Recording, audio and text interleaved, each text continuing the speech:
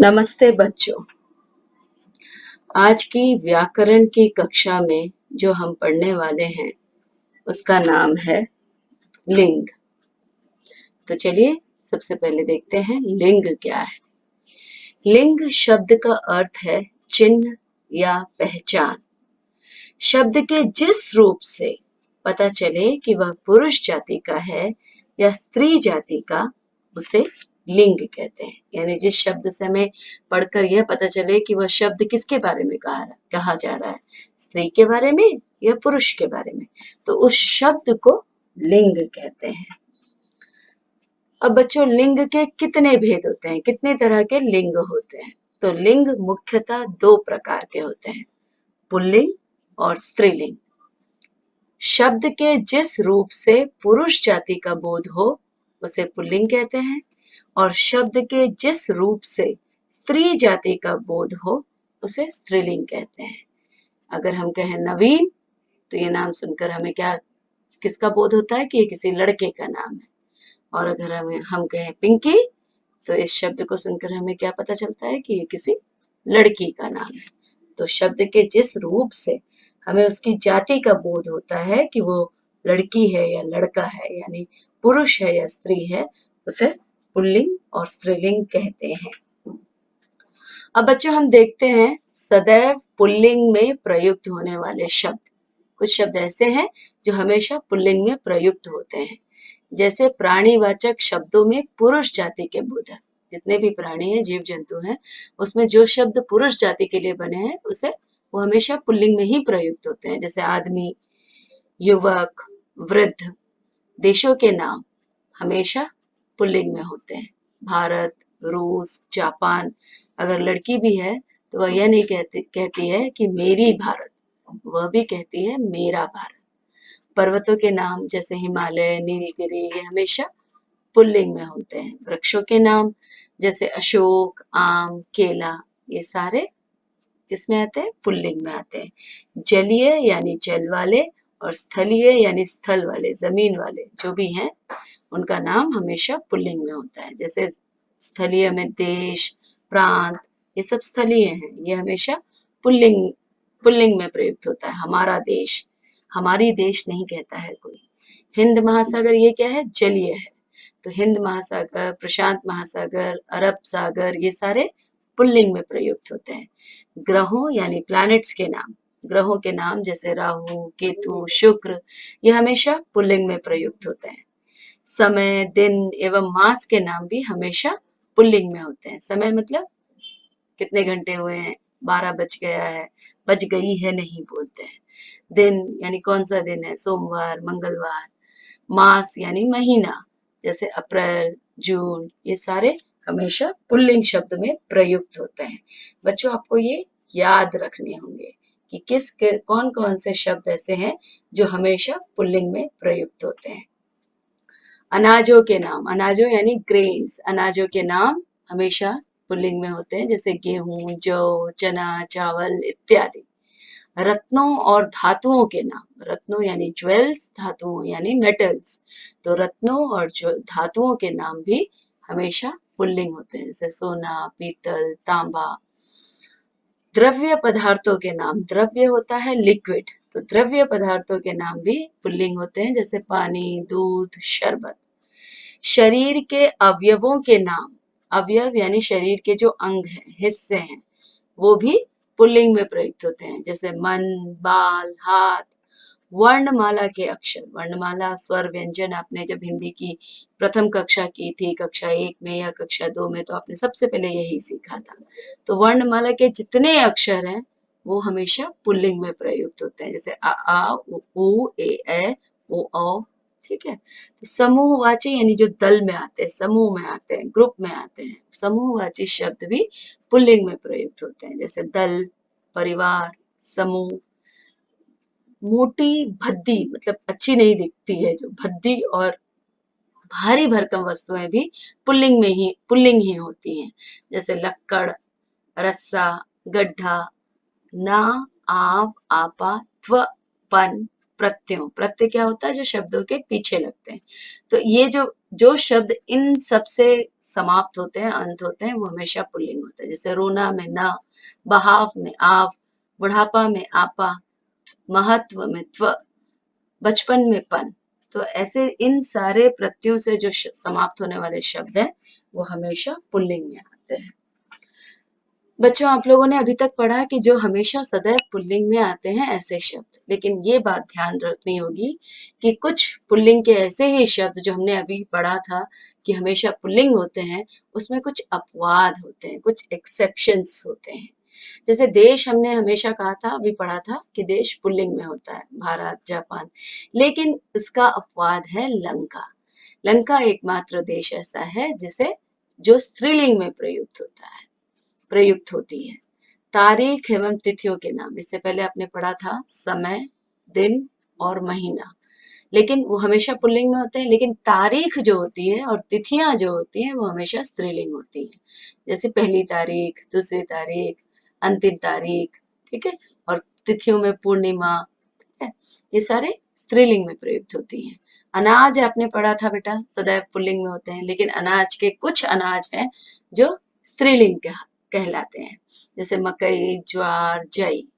रत्न एवं धातु भी आपने पढ़ा था अभी, ठीक है, कि पुल्लिंग में होते हैं, लेकिन जिसमें आपने पढ़ा था सोना, तांबा, ठीक है, लोहा, लेकिन कुछ रत्न ऐसे हैं, धातु ऐसे हैं जो स्त्रीलिंग में प्रयुक्त होती हैं, जैसे मणि एवं चांदी। द्रव्य पदार्थ आपने अभी पढ़ा था, दूध, पानी, ये सब पुल्लिंग होते हैं हमेशा, लेकिन लस्सी एवं चाय हमेशा स्त्रीलिंग में प्रयुक्त होती है। शरीर के अवयव भी आपने पढ़े थे कि हमेशा पुल्लिंग में होते हैं, लेकिन कुछ अवयव यानी कुछ अंग शरीर के हमेशा स्त्रीलिंग में प्रयुक्त होती हैं, जैसे आंख, नाक, जीभ, जांघ, कलाई, कोहनी, कांच, त्वचा, पलकें, एड़ी और उंगली। वर्णमाला भी आपने पढ़ा था कि सदैव पुल्लिंग में होते हैं, लेकिन ये 3 वर्णमाला है जो स्त्रीलिंग में प्रयुक्त होते हैं। ये एक्सेप्शंस हैं, यानी अपवाद है। इ, ई, री। समूहवाची शब्द भी आपने पुल्लिंग में पढ़ा था, लेकिन ये कुछ समूहवाची शब्द हैं जो स्त्रीलिंग में प्रयुक्त होती हैं, भीड़, सेना, कक्षा। तो इन बातों को भी आपको ध्यान में रखना होगा कि पुल्लिंग के कुछ अपवाद भी हैं, जिन्हें हम सदैव पुल्लिंग में कहते हैं, उनमें से भी कुछ कुछ ऐसे शब्द हैं जो पुल्लिंग नहीं बल्कि स्त्रीलिंग में प्रयुक्त होती हैं। अब हम देखते हैं स्त्रीलिंग की पहचान हम कैसे करते हैं। जैसे सदैव पुल्लिंग की आपने पढ़ी थी, जाना था, अब हम स्त्रीलिंग के बारे में जानते हैं कि नदियों के नाम हमेशा स्त्रीलिंग होती हैं, जैसे गंगा, यमुना, कृष्णा, कावेरी, रावी, झेलम।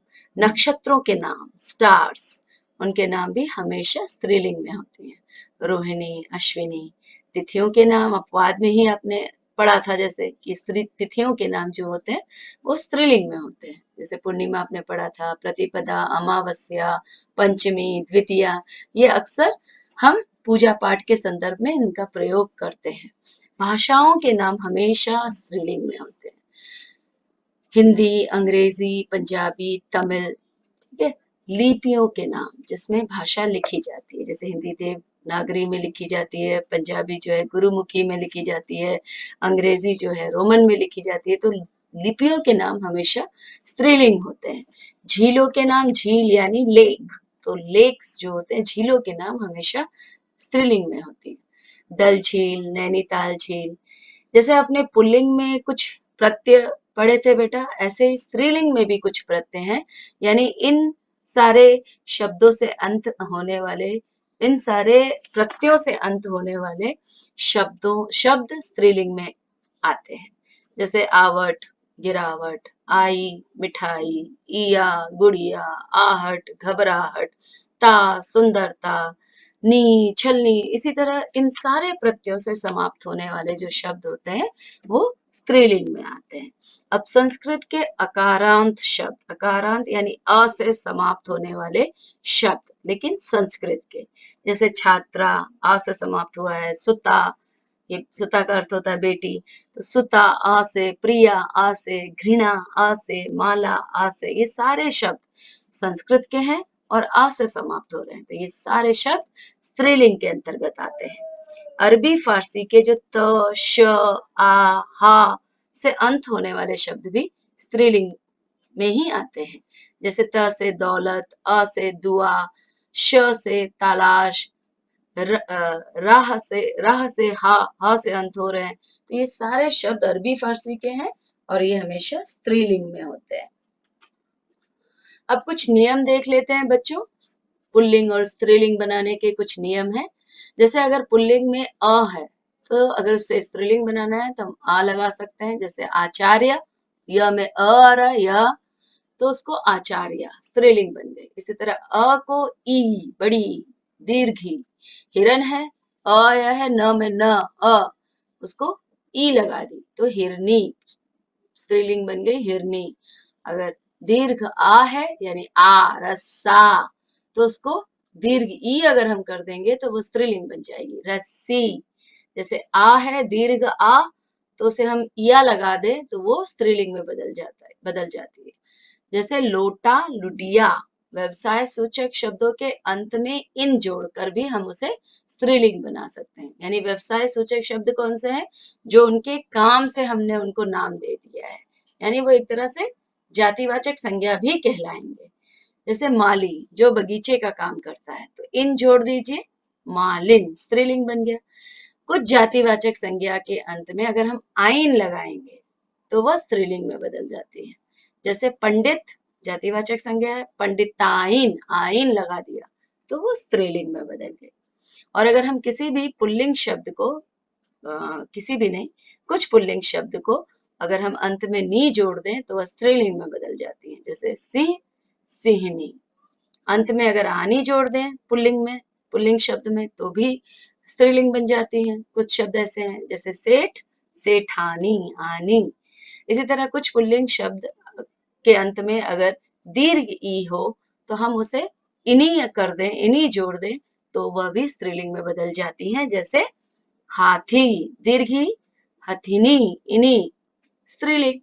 इसी तरह अक को इका करके, जैसे अध्यापक अक तो उसे हमने इका कर दिया अध्यापिका, यानी वह स्त्रीलिंग बन गई। इसी तरह वान अगर पुल्लिंग में है और उसे हमें स्त्रीलिंग में बनाना है तो हमें वती लगाना होगा, और अगर मान पुल्लिंग में है तो हम उसे मति लगा करके स्त्रीलिंग में बदल सकते हैं। जैसे भगवान, भगवती, श्रीमान, श्रीमती। त अगर पुल्लिंग में है तो उसे त्री करके भी हम स्त्रीलिंग बना सकते हैं। जैसे नेता त है और हम उसे त्री लगा दें, नेत्री स्त्रीलिंग है। तो बच्चों इन नियमों को आपको याद करना होगा। अगर आप इस नियमों को याद कर लेंगे तो आप स्त्रीलिंग पुल्लिंग से स्त्रीलिंग बनाना या स्त्रीलिंग से पुल्लिंग बनाना आसानी से कर लेंगे। लेकिन कुछ विशेष रूप भी होते हैं लिंग के जिसमें कोई नियम नहीं होता है, कुछ विशेष तरीके से उन्हें स्त्रीलिंग में बदला जाता है। जैसे बहनोई का बहन, यानी बहन के पति को बहनोई कहते हैं। जैसे भाई का बहन, माता का पिता, ये सारे विशेष शब्द हैं। ऐसे ही कुछ पुल्लिंग शब्द में अगर हम मादा लगा दे तो वो स्त्रीलिंग बन जाता है। जैसे चीता अगर है तो वो हमेशा पुल्लिंग में होता है, लेकिन हम मादा लगा दे तो मादा चीता। कबूतर हम बोलते रहते हैं, अगर हम कबूतर बोल रहे हैं तो यानी वह पुल्लिंग के लिए, लेकिन मादा कबूतर बोलेंगे तो वह स्त्रीलिंग में है। उभय लिंगी भी एक कुछ शब्द होते हैं, मतलब वो दोनों लिंगों में एक जैसे प्रयुक्त होते हैं। जैसे डॉक्टर, डॉक्टर पुल्लिंग, लड़के को भी डॉक्टर, लड़के डॉक्टर को भी डॉक्टर कहते हैं और लड़की डॉक्टर को भी डॉक्टर कहते हैं। बस अंतर हम कैसे करते हैं उनमें, तो जो लड़का डॉक्टर है उसे डॉक्टर महोदय और जो लड़की डॉक्टर है उसे डॉक्टर महोदया कहते हैं। तो बच्चों उम्मीद है आपको लिंग और इसके नियम अच्छे से समझ में आ गए। धन्यवाद बच्चों।